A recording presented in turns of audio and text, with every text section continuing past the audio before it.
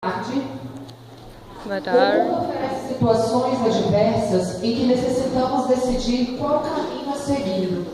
O caminho que leva o ser humano, também o jovem, que sofre pressão e influências mundanas, a agir e viver de forma desagradável a Deus. Todos nós vivemos situações cotidianas semelhantes às que vamos assistir. A forma que agimos e reagimos demonstram de que água estamos bebendo. Qual a água que está matando a nossa sede?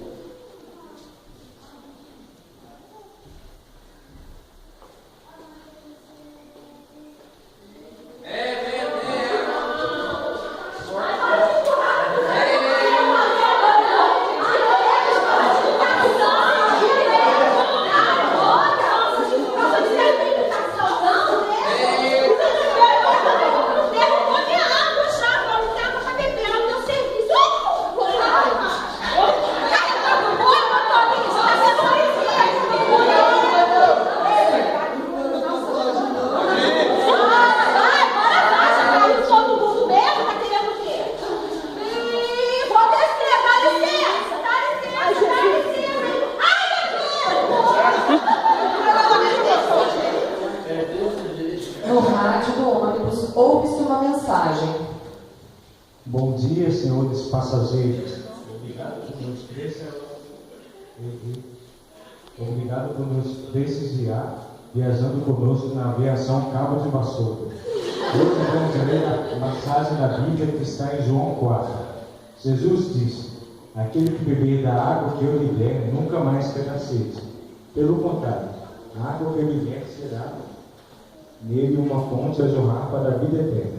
Jorrar para a vida eterna significa transmitir o amor de Deus em todas as ações de nossas vidas, testemunhando e matando a sede de outras pessoas que não conhecem a Jesus. Boa viagem para todos.